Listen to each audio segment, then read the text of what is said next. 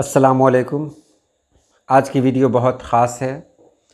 आज की वीडियो में मैं बताने जा रहा हूँ हुसैनी ब्राह्मण कौन हैं और ये तारीख़ कहाँ तक दुरुस्त है। आज मैं इस वीडियो में बहुत सारी बातें बताऊँगा, तो चलिए हम वीडियो शुरू करते हैं। ये करबला है अगर जंग शाहज़ादों की, कलम में दम है तो लिख दो हुसैन हार गया। इमाम हुसैन की ज़ात सिर्फ़ मुसलमानों तक महदूद नहीं है। आपकी शख्सियत ऐसी है कि आप हर कौम, हर मज़हब में इज़्ज़त की निगाह से देखे जाते हैं, चाहे वो नेल्सन मंडेला हो, चाहे वो गांधी जी हों। सभी के दिलों में आपकी मोहब्बत है। आज की वीडियो में मैं आपको बताऊंगा हुसैनी ब्राह्मण के बारे में। हुसैनी ब्राह्मण कौन हैं, तो पहले ये वीडियो आप देख लें। और हम लोगों को बहुत फ़ख्र है कि आज से 1443 साल पहले हमको इमाम हुसैन साहब की खिदमत का एक मौका हमको मिला, और जिससे आज तक हमारी नस्लों को जो भी कुछ अच्छा हुआ है, मैं समझता हूँ वो जो असीस हमको वहाँ से मिली करबला के मैदान से, मैदान जंग से, वो आज तक हमको कायम रखी है। हुसैनी ब्राह्मण की तारीख़ के शवाहिद कई किताबों और तारीख़ी दस्तावेज़ में मिलते हैं। तारीख़ी नावल है करबला, जो 1924 में छपा। इसमें मुंशी प्रेमचंद ने उन जियाले हिंदुओं का जिक्र किया है जिन्होंने मार्का करबला में अपनी जानों की कुर्बानी पेश की।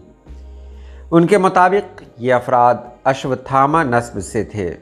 इससे हुसैनी ब्राह्मण की तारीख़ की हक़ानियत का पता चलता है, क्योंकि दत्त भी अपना ताल्लुक़ अश्वत्थामा के कबीले से मिलाते हैं। हुसैनी ब्राह्मण को भी ये यकीन है कि कृष्णा ने करबला में इमाम हुसैन अलैहिस्सलाम की शहादत का वाक़या गीता में लिखा है। हुसैनी ब्राह्मण के अक़ायद के मुताबिक करबला की जंग हक़ व बातिल की जंग थी, जो इंसानियत और ईमान की बका के लिए लड़ी गई, और उन्हें फ़ख्र है कि इस मार्का में उनके आबा व अजदाद का खून काम आया। मैं आगे बताऊं कि झांसी की रानी महारानी लक्ष्मीबाई भी इमाम हुसैन से गैर मामूली अक़ीदत रखती थीं। प्रोफेसर रफ़िया शबनम ने अपनी किताब हिंदुस्तान में आज़ादारी में झांसी की रानी के ताल्लुक़ से लिखा है कि वो यौम आशूरा बड़े खुलूस व अक़ीदत के साथ मनाया करती थी। महारानी लक्ष्मीबाई की कायम करदा मजलिस अब तक झांसी पुलिस कोतवाली में मुनक़िद की जाती है, जहाँ पहले इस बहादुर रानी का किला था, जिसने हज़रत इमाम हुसैन से हक़ पर डटे रहने का सबक हासिल किया। मैं आपको तारीख़ में ले चलूँ तो कई ऐसी बातें, कई ऐसे वाक़यात हमारे सामने आते हैं जो अलग अलग हैं। एक जगह मुझे ये भी पढ़ने को मिला कि हज़रत इमाम हुसैन का ताल्लुक़ हिंदुस्तान के एक राजा समुद्रगुप्त से था। जब इमाम हुसैन करबला में थे, वहाँ से उन्होंने ख़त लिखा समुद्रगुप्त को, तो समुद्रगुप्त अपनी फ़ौज के साथ करबला की तरफ रवाना हुआ, लेकिन दूरी की वजह से वो वक्त पर वहाँ नहीं पहुँच सका। जब ये वहाँ पहुँचा तब तक इमाम हुसैन की शहादत हो चुकी थी।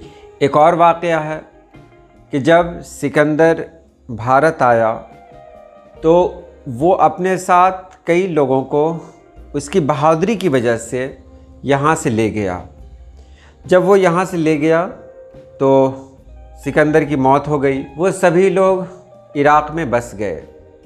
जब इमाम हुसैन वहाँ गए तो इमाम हुसैन ने जब कहा कि है कोई जो मेरी मदद के लिए आए, जो मेरा साथ दे, तो ऐसे में बहुत सारे लोग उनका साथ देने के लिए आगे बढ़े और उन लोगों ने अपनी जान की कुर्बानी दी।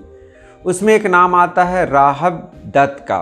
राहब दत्त के पास 7 बेटे थे और उसने उन 7 बेटों को इमाम हुसैन के नाम पर कुर्बान कर दिया।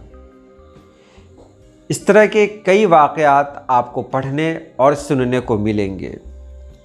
बाद में इस मौजू पर कुछ और मज़ामीन भी नज़र से गुज़रे। ख़ासी तफसील उर्दू के मशहूर अफसाना निगार और नक़ाद इंतज़ार हुसैन के एक मज़मून से भी मिली। जो रिसाला दुनियाज़ाद में शाये हुआ मार्च 2008 में, जिसकी रौ से हुसैनी ब्राह्मण वो हिंदू थे जो वाक़े करबला के वक्त अरब में मुकीम थे और जिन्होंने मार्के करबला में अपनी जानों का नजराना पेश किया और वो हुसैनी ब्राह्मण कहलाए। उनके अकायद हिंदू व मुसलमान अकायद का मजमुआ है। सुनील दत्त अपने आप को हुसैनी ब्राह्मण कहते थे। उनका कहना था कि हमारे बुज़ुर्गों की औलाद नहीं थी। रसूल अकरम सल्लल्लाहु अलैहि वसल्लम के मौजज़ों को सुनकर वो उनके पास पहुँचे तो इमाम हुसैन खेल रहे थे। रसूल अकरम सल्लल्लाहु अलैहि वसल्लम ने उनसे कहा, तुम उनके लिए दुआ करो। हुसैन ने अपने नन्हे हाथ बुलंद किए और दुआ की और उनको औलाद नसीब हुई।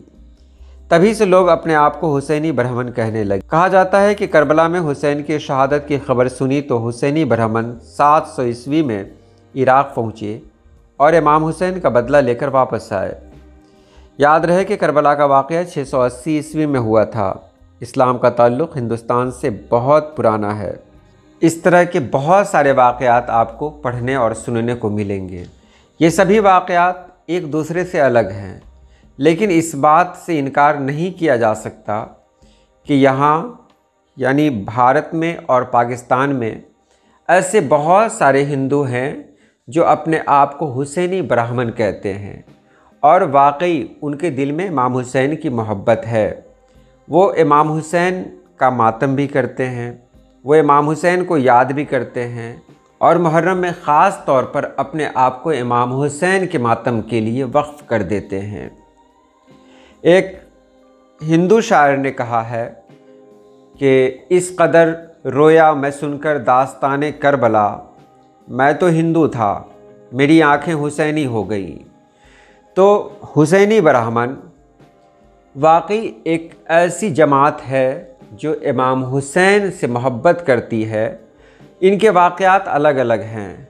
अगर 10 लोगों से मिलते हैं तो 10 अपनी अपनी अलग अलग रवायत पेश करते हैं, लेकिन एक बात जो मुश्तरका है वो ये है कि इन सभी का ताल्लुक़ इमाम हुसैन से था।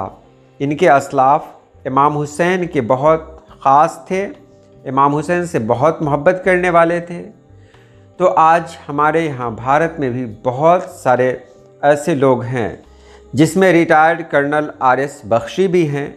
वो दावा करते हैं कि उनके आबाओ अजदाद इमाम हुसैन के साथ थे। तो चलिए आज के लिए इतना ही। दुआ करता हूँ अल्लाह पाक आप सभी लोगों को खुश रखे, आबाद रखे। अल्लाह हाफिज़।